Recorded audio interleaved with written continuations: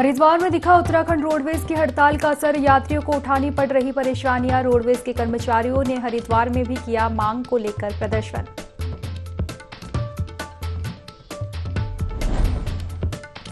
बिहारी महासभा द्वारा सरस्वती पूजा का भव्य आयोजन। कार्यक्रम में मां सरस्वती की प्रतिमा मंत्रोच्चारण के साथ की गई स्थापित। पिछले 18 सालों से बिहारी महासभा देहरादून में कर रही है मां सरस्वती का भव्य आयोजन।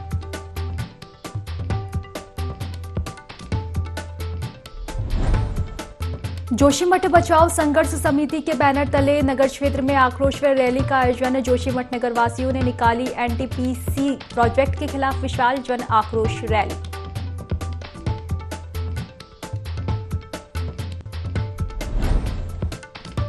पहाड़ से मैदान तक बढ़ी ठिठुरन। कोहरे ने बढ़ाई परेशानी। 29 से फिर बर्फबारी के आसार।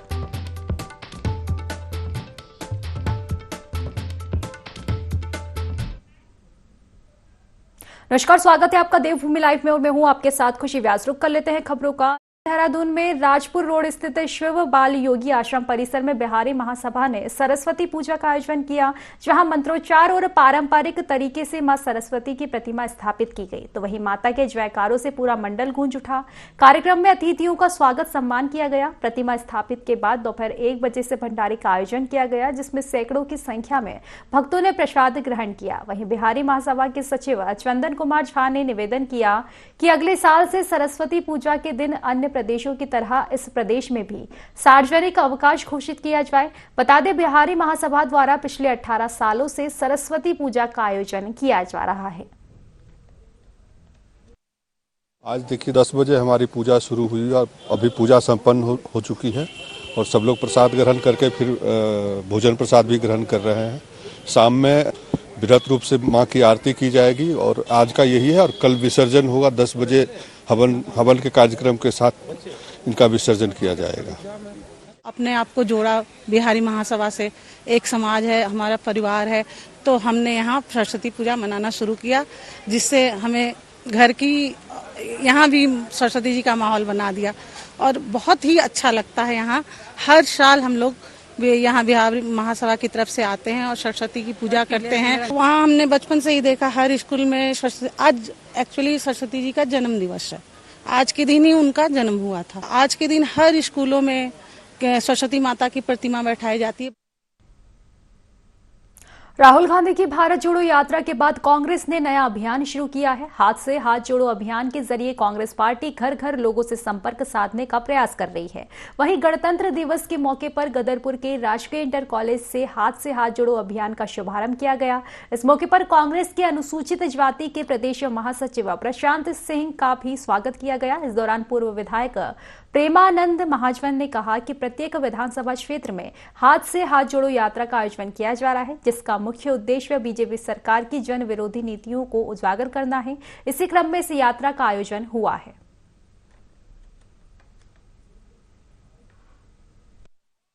हाथ से हाथ जोड़ो कार्यक्रम वो आज प्रत्येक उत्तराखंड के प्रत्येक विधानसभा स्तर पे आयोजित किया गया।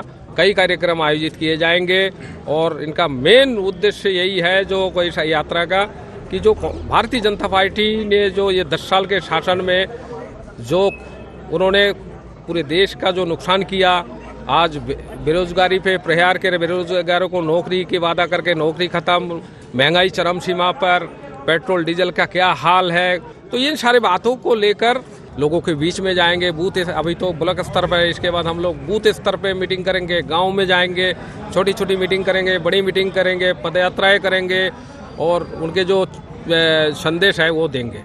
मुझे प्रदेश महासचिव अनुसूचित जाति का बनाया गया है कांग्रेस कमेटी की तरफ से। मैं माननीय राहुल गांधी जी और मेरे वरिष्ठ जितने भी भाई लोग हैं उनका धन्यवाद करता हूं और मैं कांग्रेस की नीतियों पे पूरा अपना सहयोग रखूंगा, उनकी नीतियों पर चलूंगा और कांग्रेस पार्टी को आगे बढ़ाऊंगा। कुमाऊं के अंदर बढ़ रहे धोखाधड़ी और अन्य आपराधिक मामलों में अवैध संपत्ति जमा की गई, जिसको लेकर पुलिस महानिरीक्षक कुमाऊनी ने पत्रकार से चर्चा में बताया कि संपूर्ण कुमाऊं मंडल में लगभग 9 मामलों में 8 करोड़ से अधिक संपत्ति की रिपोर्ट जिलाधिकारी को भेजी गई है, जिसमें नैनीताल जिले के 2 मामले, उधम सिंह नगर के 5 मामले और चंपावत के 2 मामलों में संपत्ति का ब्यौरा बनाकर जिलाधिकारी को भेजा गया है और अवैध संपत्ति को जब्त कर उनके निर्माण पर भी बुलडोजर चलाया गया है। वहीं पुलिस महानिरीक्षक नीलेश आनंद ने बताया कि नशे का अवैध कारोबार को रोकने के लिए एक टीम गठित की गई थी, जिसमें संपत्ति को सील किया जाएगा, जिसकी रिपोर्ट जिलाधिकारी को भेज दी गई है, जिस पर जल्द ही कार्यवाही की जाएगी।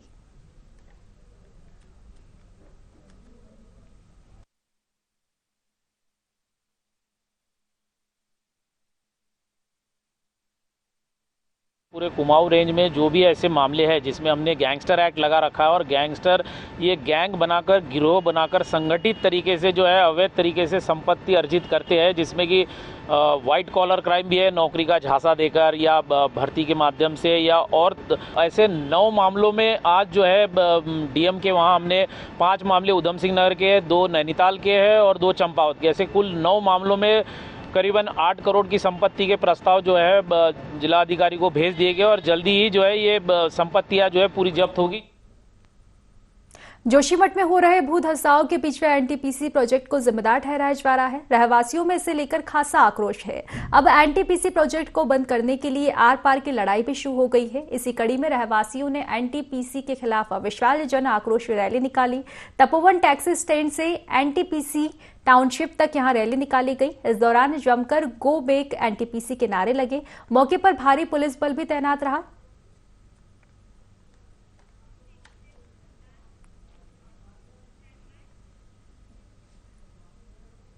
तो देहरादून में आज से रोडवेज बसों की हड़ताल शुरू हो गई है। बता दें कि दिल्ली, हरिद्वार और कोटद्वार की बसें इस दौरान बंद की गई। वहीं 13 सूत्री मांगों को लेकर कर्मचारियों की हड़ताल लगातार जारी है।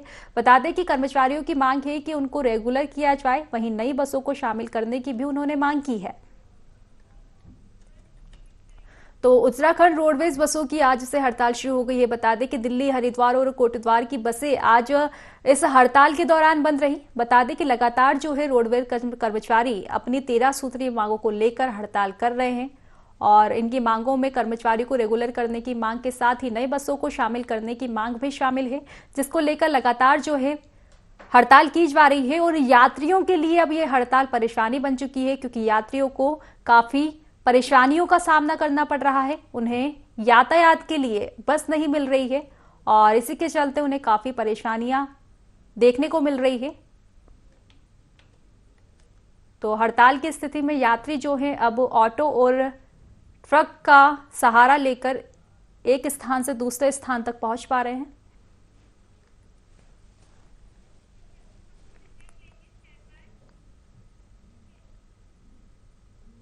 लक्सर में गणतंत्र दिवस के मौके पर प्रशासन और नगर पालिका परिषद के बीच सद्भावना मैच खेला गया, जिसमें 1 रन से नगर पालिका परिषद की टीम ने जीत हासिल की। प्रशासनिक टीम में शामिल Lalit Kumar man of the match रहे। वहीं क्षेत्रवासियों को स्वच्छ भारत और सिंगल यूज प्लास्टिक की रोकथाम का संदेश दिया गया।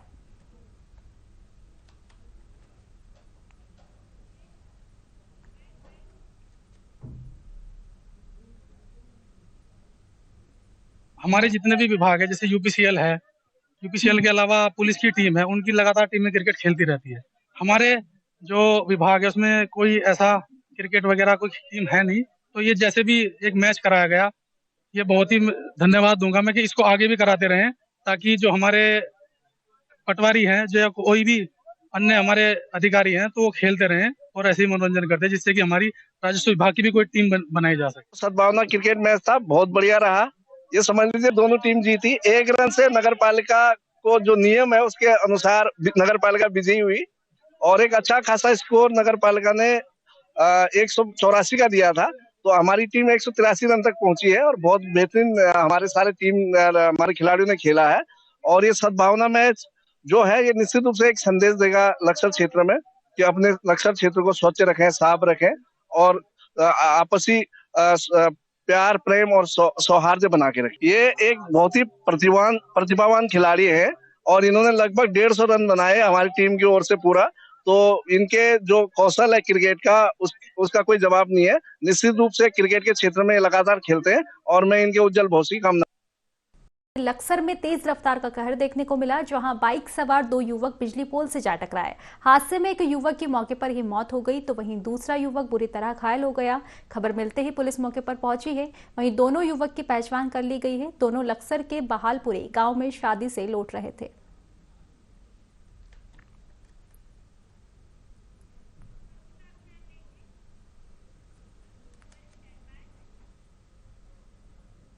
गणतंत्र दिवस के शुभ अवसर पर एसएसपी अजय सिंह की प्रेरणा से हरिद्वार पुलिस ने स्वच्छ भारत अभियान में अपनी छोटी सी भूमिका तय करते हुए विष्णु घाट को गोद लिया। हरिद्वार पुलिस ने घाट की साफ सफाई और रखरखाव का जिम्मा अपने कंधों पर उठा लिया है, जहां एसएसपी अजय सिंह ने दीप प्रज्वलित कर मंत्रोच्चार के साथ बीच विष्णु घाट को अपनाया है और सफाई अभियान की भी शुरुआत की है।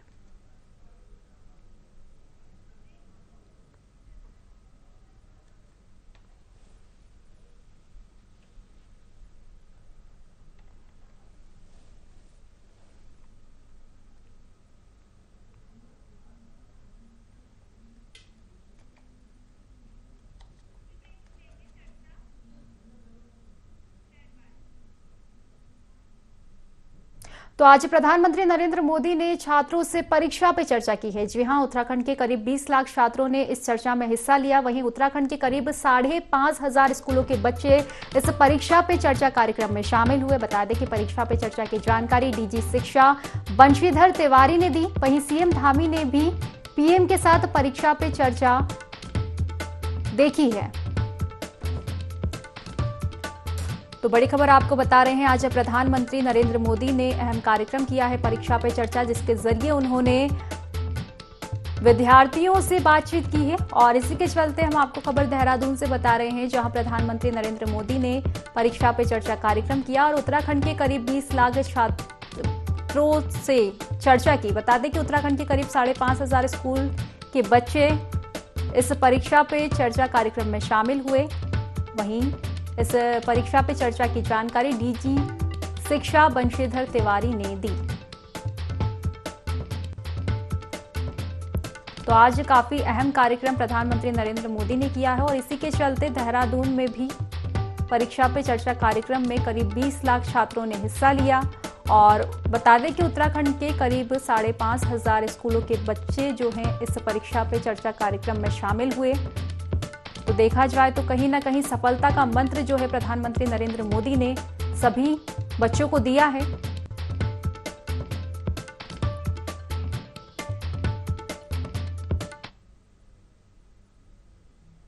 गणतंत्र दिवस के मौके पर देश की राजधानी दिल्ली में भव्य कार्यक्रम आयोजित किया गया। इस दौरान परेड देखने के लिए कर्तव्य पथ पर भारी संख्या में दर्शकों की भीड़ मौजूद रही। परेड देखने के लिए लोगों के बीच अलग ही उत्साह नजर आया।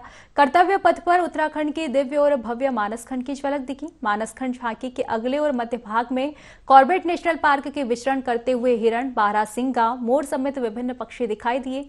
झांकी के पिछले भाग में प्रसिद्ध जागेश्वर मंदिर समूह और देवदार के वृक्षों को दिखाया गया। इसके अलावा उत्तराखंड की प्रसिद्ध लोक कला एपण को भी झांकी के माध्यम से दिखाया गया। वहीं झांकी के साथ उत्तराखंड की लोक संस्कृति को प्रदर्शित करने के लिए छोलिया नृत्य का दल भी शामिल किया गया। इस दौरान उत्तराखंड की लोक संस्कृति पर आधारित थीम सॉन्ग पर कलाकार भी झूमते नजर आए।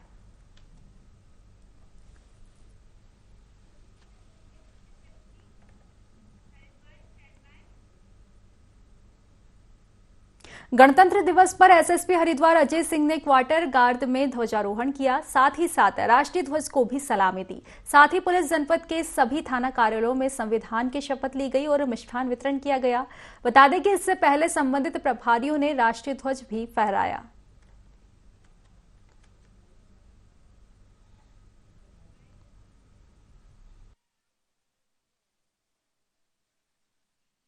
का आयोजन किया गया था। साथ ही साथ इसमें विभिन्न विभागों के द्वारा इसमें झांकियां भी निकाली गई थी और घुड़सवार, पुलिस, कानून सभी का प्रदर्शन हुआ। और अब स्कूल के बच्चों द्वारा इसमें सांस्कृतिक कार्यक्रम पेश किया जा रहा है, क्योंकि राष्ट्रीय पर्व है, इसमें सभी को जोड़ के चलना है, चाहे वो पुलिस हो, चाहे हमारे बच्चे हो, चाहे वो समाज के सभी लोग हो। तो सभी का एक रंगारंग कार्यक्रम परेड के बाद रखा गया है और इसमें माननीय हमारे जो सांसद महोदय हरिद्वार के, वो भी अतिथि के रूप में उन्होंने शिरकत करी है।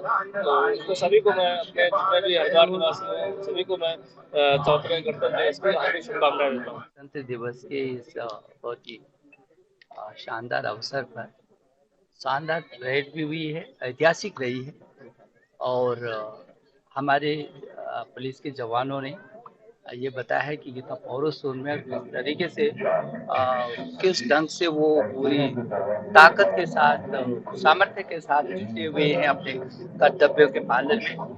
ये अवसर आते हैं जब हम अपने देश के गणतंत्र दिवस के अवसर पर हम अपने अतीत को भी याद करते हैं, जिन लोगों ने देश के लिए कुर्बानियां दी हैं उनको भी न केवल श्रद्धांजलि देते हैं बल्कि उनको याद करके उनके बताए रास्ते पर और जो उनकी कुर्बानी है उसको हम ऐसे ही नहीं जाने देंगे, अब देश को संजो करके रखेंगे।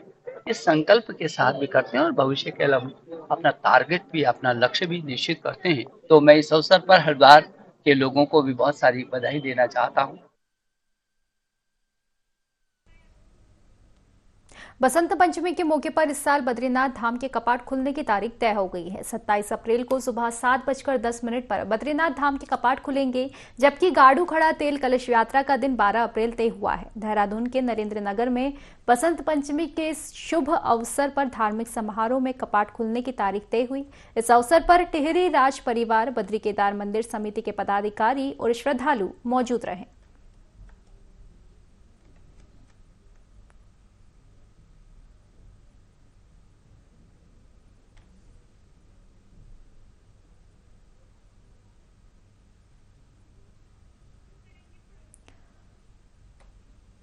तो बड़ी खबर आपको बता दें, जहां बद्रीनाथ धाम के कपाट खुलने की जो तिथि है वो तय हो गई है। बता दें कि कल बसंत पंचमी थी और इसी के चलते यहां फैसला लिया गया और जिसके जरिए अब बद्रीनाथ धाम के कपाट खुलने की तारीख जो है वो तय हो गई है। 27 अप्रैल को सुबह 7:10 पर बद्रीनाथ धाम के कपाट खोल दिए जाएंगे और इसी के साथ बताया जा रहा है कि गाड़ू खड़ा तेल कलश यात्रा का दिन 12 अप्रैल तय किया गया है। वहीं बता दें कि देहरादून के नरेंद्र नगर में बसंत पंचमी के शुभ अवसर पर धार्मिक समारोह आयोजित किया गया था और इसी में कपाट खुलने की जो तारीख है वो तय की गई है। तो काफी उत्साह अब श्रद्धालुओं में दिख रहा है। इसी को लेकर जो है लगातार अब श्रद्धालु इंतजार कर रहे हैं कपाट खुलने का।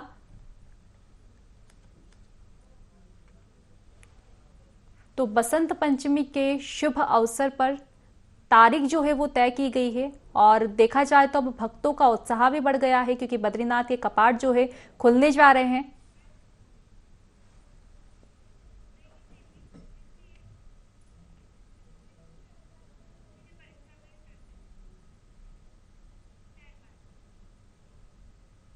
तो चलिए देहरादून से आपको खबर बता दें, जहां प्रधानमंत्री नरेंद्र मोदी ने आज छात्रों से परीक्षा पे चर्चा की है। इसी के चलते उत्तराखंड के करीब 20 लाख छात्रों ने इस कार्यक्रम में हिस्सा लिया। वहीं उत्तराखंड के करीब 5,500 स्कूल के बच्चे कार्यक्रम में शामिल हुए।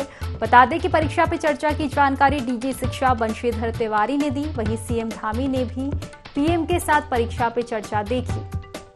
तो बड़ी खबर हम आपको बता रहे हैं, आज प्रधानमंत्री नरेंद्र मोदी ने अहम कार्यक्रम किया है परीक्षा पर चर्चा, जिसके चलते उन्होंने सभी छात्र छात्राओं से चर्चा की है। और इसी के चलते अगर हम उत्तराखंड की बात कर ले तो उत्तराखंड के बच्चे भी इस परीक्षा पे चर्चा कार्यक्रम में शामिल हुए।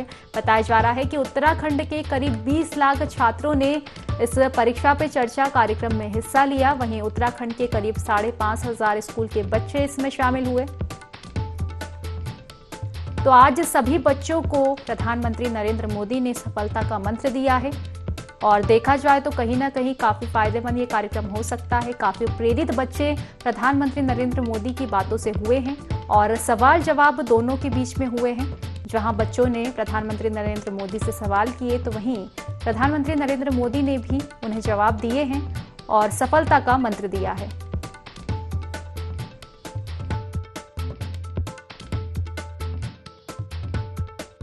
पूरे प्रदेश में हमने 5,500 से ज़्यादा विद्यालयों में इसकी व्यवस्था की थी और 20 लाख से ज़्यादा छात्र इसमें जुड़े थे। और हमारे शिक्षकगण और जो बच्चों के अभिभावक हैं और छात्र सभी ने इसको देखा और निश्चित रूप से आप सभी ने भी देखा होगा कई बड़ी व्यवहारिक बातें और माननीय प्रधानमंत्री जी द्वारा व्यक्त की गई हैं और लोगों को बताई गई हैं। और निश्चित रूप से मैं समझता हूँ कि आने वाला जो परीक्षाएं हैं उसको लेकर के बच्चों में एक सकारात्मक ऊर्जा का संचार होता है और वो आगे बढ़ेंगे।